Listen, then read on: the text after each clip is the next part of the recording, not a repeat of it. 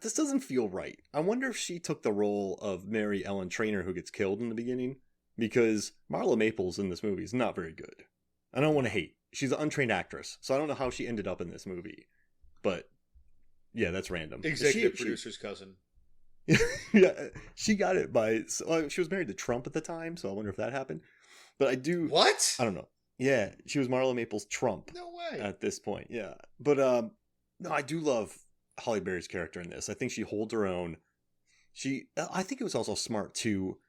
In this movie, there's really kind of some neat multiple layers. So you watch a Predator, and it's one of the greatest action films ever made, but they're all wildly burly, murderous men. But what makes it work is they're being attacked by something more wildly dangerous and burly, and that kind of makes them. It appeals them to their fear, their anxiety. Some of them are problem solving, and some are falling apart. And they get literally peeled, which is crazy. Correct. And this one does a good job of you have Gene, who is a flight attendant, but brave flight attendant. You have David Grant, who's an analyst. You have Oliver Platt, Dennis Cahill, who is just, I guess, another engineer. Then you have Rat, Cappy, Jung, and then Michael Baker, but none of them are really super alphas. So you have, normally you have one of either Halle Berry, Kurt Russell, or Dennis Cahill. You don't have three of them. Right.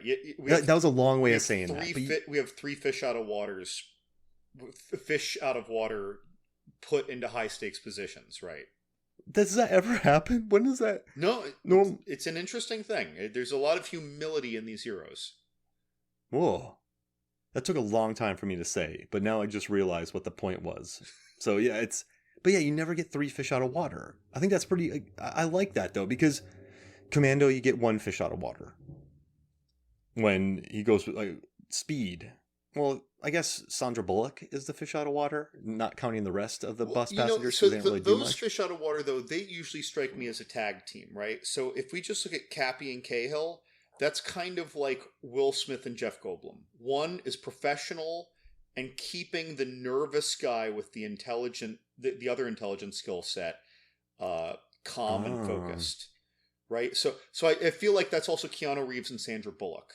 I feel like that's whereas in this, though, we also then have John Leguizamo dealing with Kurt Russell. And we also have Kurt Russell dealing with Halle Berry. And so there's a lot of all this, right? It's not just like the nervous pedestrian and the calm soldier. It's more complicated than just that. And then to top it off, Cappy's on morphine. And he passes out for a while. And then he wakes up and he says, don't cut that. Whatever you do not cut that wire. Meanwhile, Kurt Russell's beautiful. Like, just go with your instincts. You're an engineer. All right, sure. Oh, man. He would have all died. Yeah. That would have been just it. Go with your instincts. Well, I guess the military would be like, well, I guess we don't have to worry about that plane anymore. Right. There were a couple interesting moments. Well, of course, that's just cinematic timing, right? That felt very dramatic. But of course, if he was out another 5 seconds, then they would have all been done. Another time is when our lead terrorist sees Jean, Halle Berry, on that phone. And then she's like, I thought I saw, whatever, the light blinking. I thought it was ringing. And he lets that go way too easily. Yeah. I thought in my head, no, that's getting investigated, right? But and then I watched it again and I'm like, how is he letting this go so easily? He just kind of shrugs his shoulders and goes, and sort of saunters away. After he kind of manhandles her to the ground, I think, or something, or against the wall. But so there was that. Another interesting flaw, but again, it's 90s movie making about our lead terrorist, is that he calls himself Altar. And Kurt Russell reveals, in that situation room, that means revenge. And the fact that he called himself Altar and that came up totally shifted potentially the way that they gauged his motives.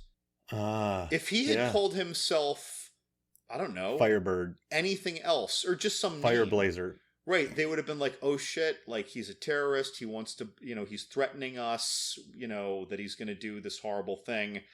And he just wants this extremist release. But because his name is Revenge, you're going to assume there's a little more to it. I Yeah. think. Maybe. Right? Like, but again, it's very cinematic. It's very, even though they didn't do it in the movie, it's very True Lies. It's like calling themselves the Crimson Jihad without calling themselves the Crimson Jihad, Mm-hmm. which was the True Lies bad guys group. And I guess what Cameron did was Cameron went full Looney Tunes with the villains, with the way they were set up. I think he went full bonkers fest. This one stays more grounded, but then I guess it shows that I keep forgetting his name. Hassan is the extreme. He didn't tell his men what they were doing overall. But how'd they get the bomb on the plane? We're hand waving. Yeah, you're right. Although again, like 1 8-second scene could have showed us this. Yeah, because so many movies have that. I mean, if you watch, well, remember Bad Boys? The entire beginning of Bad Boys, it's just them pulling off the heist, but you see them do it Mm-hmm. and like planning that cool. Yeah, I guess they could have done it. And also, John Leguizamo's in Die Hard 2 as well. Die Hard Solid 2? plane, Die Hard 2, solid plane movie. Leguizamo, I totally forgot that he was on that. he's the best. Johnny Legs, so cool. The 90s yeah, was good for plane movies. Yeah, Turbulence. We should do that'll be our draft. Turbulence, before we Con get Air. We'll do 90s plane movies. Oh shit! So I should stop saying things. Yeah. No, I mean you can, but I mean, dude, I mean, look how they go in waves, right? You had the plane movies, and then Bomb you have defusing movies of the 90s. Lots of those. God, Blown Away, Also Speed, as it turns out. Arlington Road. Oh my god, Arlington Road. Yeah, that was early 2000s, so right time zone, right? Like, The Specialist Face Off opens with a bomb? Oh, so many bombs and a plane. Oh my god, and even though it's not about defusing the bomb, The Rock. That's yeah. That's, I shouldn't call that a bomb, though, because they were going to be loaded into, like, missiles or something. But that's still you're still dealing with what, like he has to go kill the chips for things that will explode. Oh my god. So I would say that's bomb maintenance. Did the Specialist have bomb defusing? Broken Arrow. There's a nuclear bomb. Yeah, the 90s and early 2000s. It loved bombs. It loved plane movies. Swordfish opens with a bomb. That was a really cool bomb. Ball bearing bomb? That was a really cool bomb. DVD? Although there was no bomb diffusing. No.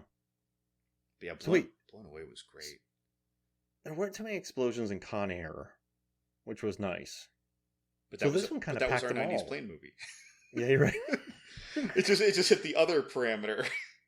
Oh man. Yeah, it's but I think what this movie does, I mean, the director, I don't know if you looked at the director, Stuart Baird, he actually went on to go on he directed US Marshals, but then he did Star Trek Nemesis, and I was reading about him, I was doing some research for this, and so he's been nominated for 2 Oscars for editing. But when he was directing Star Trek Nemesis, he was bragging that he had never seen a Star Trek Nemesis movie or Star Trek Next Generation TV show. He's like, I've never watched that crap. Oh, dear. So he goes to direct it, and he makes one of the worst Star Wars movies ever. And Patrick Stewart just absolutely despises him for working on it. But he has gone on recently. He has edited Skyfall. He's edited Casino Royale. He also did Maverick. So he did Tomb Raider. I mean, this is the Edge of Darkness, Salt, 47 Ronin, Last Boy Scout. He did Showdown. He did Die Hard 2. Oh, he edited Die Hard 2. Good link. And then he did Showdown in Little Tokyo, where Dolph Lundgren flips a car and Brandon Lee tells him that he's the biggest penis that he's ever seen on a man. Thanks. That's the greatest. He also did Lady Hawk, which I love. But yeah, he edited Die Hard 2. So I wonder if this sort of, because it's interesting. I mean, they're completely different movies. I don't know. I just think it's interesting. But I just think it's and also the writers of this movie did Predator. Oh, so Stephen which I brought Black up. was involved in writing this? So this was Shane Black. Jim Thomas. Oh, Shane Black. Yeah, this was Jim Thomas, the 2 Thomases. And so they wrote the screenplay for Predator. And then I'm sure it changed a lot. But then they also wrote Predator 2 as well. And then they went on to do Executive Decision, Wild Wild West, Mission to Mars, Behind Enemy Lines, and then let's see, that was about it. But we've covered all these films so far. Predator. Maybe they're just tired of really burly men and they wanted to put the opposite of that on a plane and kill off the Seagal, which makes me laugh. But no, man, like I have nothing but fond memories of watching this movie, and because I just think when you look at 1996 action films, it is different from. I mean, it has the stock villains, of course, but I guess I like that there's 3 fish out of waters in it. It's not the traditional one. I mean, this was a year with Broken Arrow, which that movie, man, had so much swag. All Travolta does in that movie is smoke cigarettes and strut. And strut. Black. Yeah, he struts. You have a racer who he's killing alligators and calling them luggage. We had Independence Day. We had The Rock. We had Daylight. So this, this was still. You know what's interesting about this one is, this was sort of you had Schwarzenegger, you had Stallone, you had the big names making movies, but they didn't really do as well. But then you had Mission Impossible, or The Quest didn't do well with Jean-Claude Van Damme. So like the major names didn't have the biggest films, but then you had Tom Cruise becoming an action hero. You had Will Smith, Jeff Goldblum stepping up. You had Nick Cage getting ready to make a run.